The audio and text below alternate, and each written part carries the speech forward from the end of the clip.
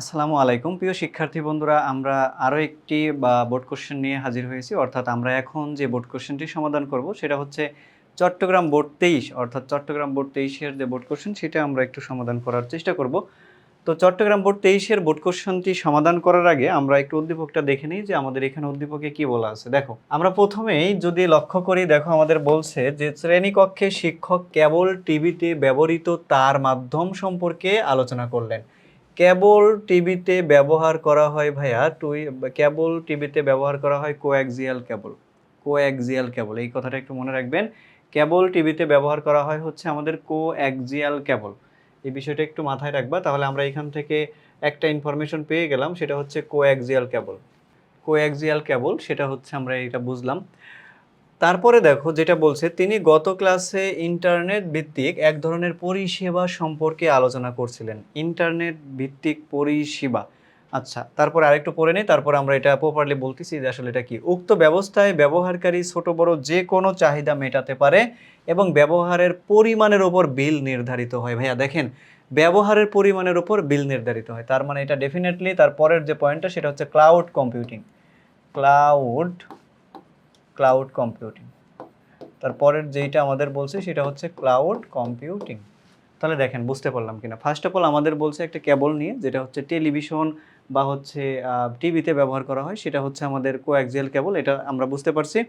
তারপরে দেখো বলছে সেখানে কিছু পরিষেবা পাওয়া যায় ইন্টারনেটের মাধ্যমে, এবং সেটার যখন ব্যবহার করে ব্যবহারের উপর নির্ভর করে আসলে বিল নির্ধারিত হয়, সেটা হচ্ছে ক্লাউড কম্পিউটিং। অর্থাৎ ভাড়ায় কোনো সেবা নেওয়া, ভাড়ায় কোনো ইন্টারনেট ভিত্তিক যে সেবাটা নেওয়া, সেটাকে বলা হয় ক্লাউড কম্পিউটিং। এই হচ্ছে আমাদের দুইটা বিষয়, আমরা উদ্দীপক থেকে দুইটা তথ্য কালেক্ট করতে পারলাম। নাম্বার 1 হচ্ছে কোঅ্যাক্সিয়াল কেবল, নাম্বার 2 হচ্ছে ক্লাউড কম্পিউটিং। এবার আমরা কোশ্চেনগুলো একটু দেখার চেষ্টা করি। ভাই দেখেন কোশ্চেনগুলো আসলে কি বলছে, কোশ্চেনগুলো একটু দেখেন, তারপরে আপনি বুঝতে পারবেন। ফার্স্ট অফ অল কোশ্চেনটা দেখো, বলছে ডেটা চলাচলের মাধ্যমটা আসলে কি। ক নম্বর কোশ্চেন যেটা বলছে, ডেটা চলাচলের মাধ্যমটা আসলে কি। ডেটা চলাচলের মাধ্যম হচ্ছে ডেটা স্থানান্তরের ক্ষেত্রে ডেটা এক ডিভাইস থেকে অন্য ডিভাইসে যার সাহায্যে স্থানান্তরিত হয়, সেই যে সাহায্যকারী বিষয়টা সেটাকে বলা হয় মাধ্যম।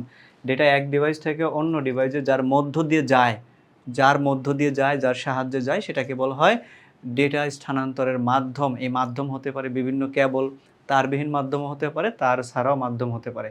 এটা ডেটা চলাচলের মাধ্যমটা কি, যার সাহায্যে আর কি ডেটা এক ডিভাইস থেকে অন্য ডিভাইসে স্থানান্তরিত হয়।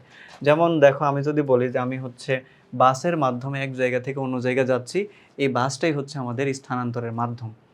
তারপরে খ নাম্বার দেখো, ডেটা উভয় দিকে প্রেরণ সম্ভব কিন্তু একই সময়ে নয়। ভাইয়া উভয় দিকেই যায় বাট একই সময়ে নয়, সেটা হচ্ছে আমাদের একমাত্র মানে হাফ ডুপ্লেক্স।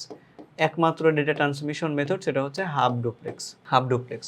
তাহলে বিষয়টা আমরা কি বুঝলাম, বিষয়টা বুঝলাম ডেটা উভয় দিকেই প্রেরণ করা সম্ভব কিন্তু একই সময়ে নয়। ভাইয়া একই সময়ে নয়, তাহলে সেই ক্ষেত্রে সেটা হচ্ছে হাফ ডুপ্লেক্স। তুমি কিন্তু জানো যে আমাদের সিমপ্লেক্সটা হচ্ছে একমুখী প্রবাহ, হাফ ডুপ্লেক্স হচ্ছে উভমুখী কিন্তু একই সময়ে নয়, আর ফুল ডুপ্লেক্স যেটা সেটা হচ্ছে উভমুখী এবং একই সময়ে।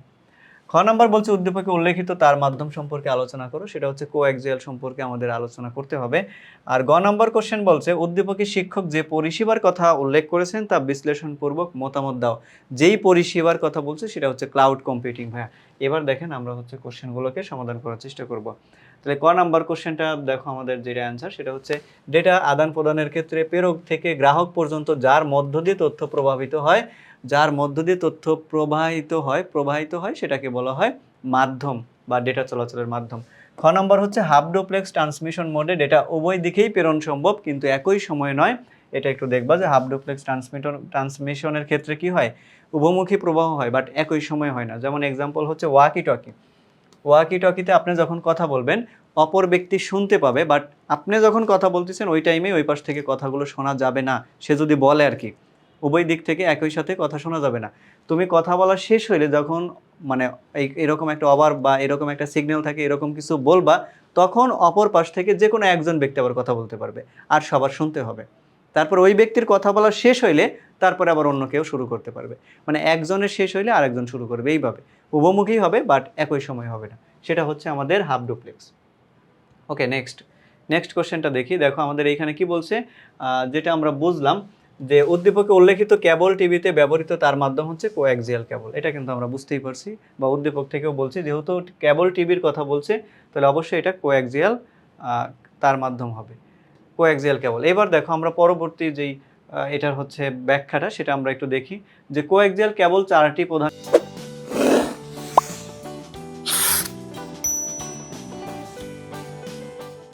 স্তর নিয়ে গঠিত। কোঅ্যাক্সিয়াল যে কেবলটা আছে সেটা হচ্ছে চারটা প্রধান স্তর নিয়ে গঠিত।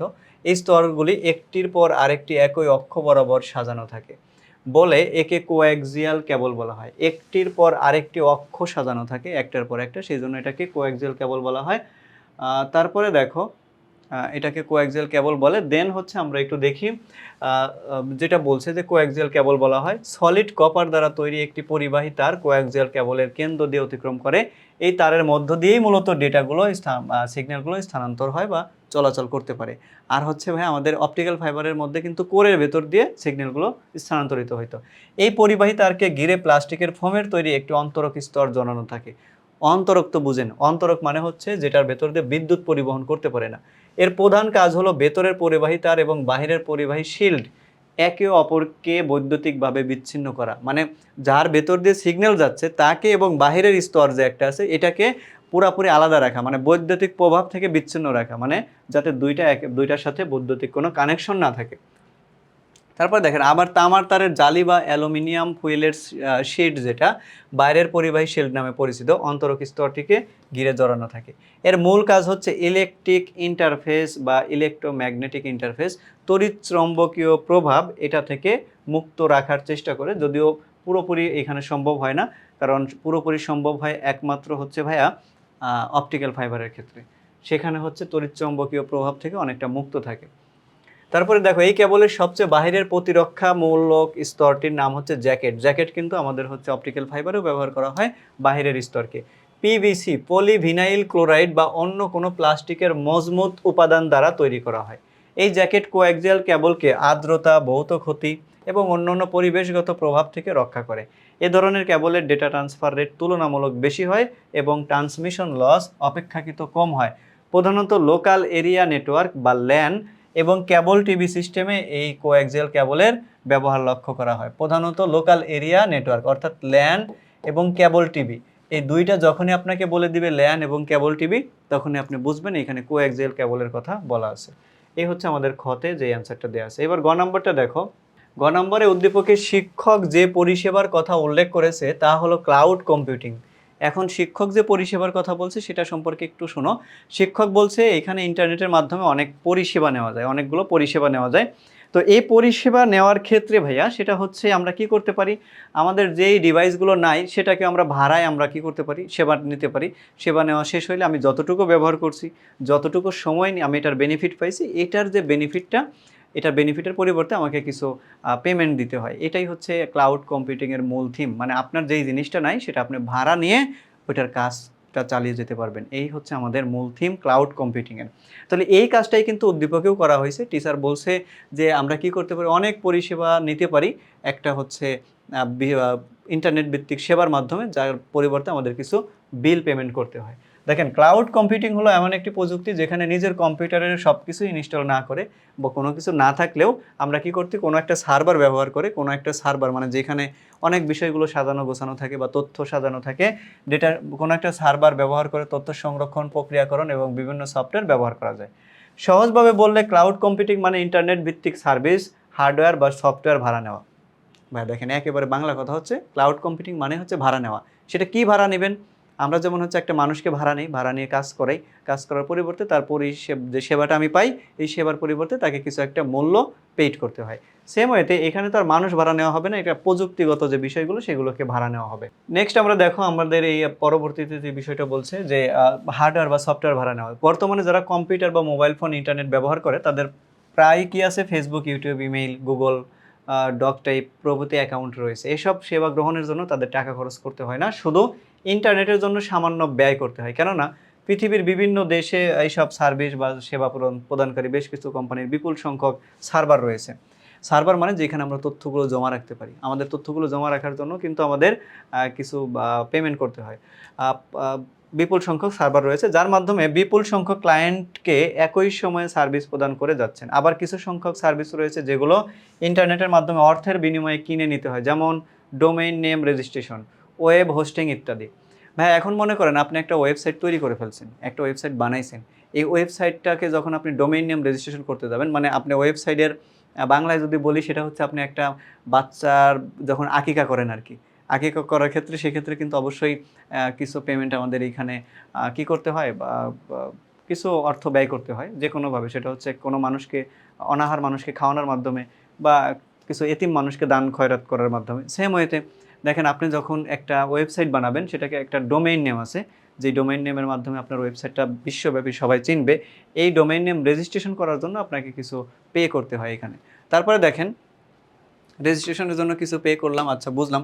তারপরে ওয়েব হোস্টিং, আপনার এই ওয়েবসাইটটা হোস্টিং করতে হয়। হোস্টিং মানে সার্ভারে রাখতে হয় যাতে এই বিশ্বের যে কোনো জায়গা থেকে যে কোনো মানুষ আপনার ওয়েবসাইটটা খুব ভালো মতো দেখতে পায় বা ওইখান থেকে ভিজিট করতে পারে। বিনামূল্যে ও অর্থের বিনিময়ে উভয় প্রকার সার্ভিস ক্লাউড কম্পিউটিংয়ের অন্তর্গত। মানে এই কাজগুলোও ক্লাউড কম্পিউটিংয়ের মাধ্যমে করা সম্ভব। উদ্দীপকের শিক্ষক যে ক্লাউড কম্পিউটিং সেবার কথা বলেছেন তা অর্থের বিনিময়ে প্রাপ্ত ক্লাউড কম্পিউটিং সার্ভিস। এর মাধ্যমে ব্যবহারকারী ছোট বড় যে কোনো চাহিদা মেটাতে পারবে তার ব্যবহারের যে পরিমাণ সেটার মানে পরিবর্তে কিছু পেমেন্ট দিয়ে। এই হচ্ছে ক্লাউড কম্পিউটিংয়ের মূল থিম। তাহলে আমরা দেখো পরবর্তীতে কোনো একটা বোর্ড কোশ্চেন নিয়ে আবার আলোচনা করব। আজকে এই পর্যন্তই। পরবর্তীতে কোনো একটা নতুন ভিডিওতে দেখা হবে। সে পর্যন্ত সবাই ভালো থাকো, সুস্থ থাকো। আসসালামু আলাইকুম।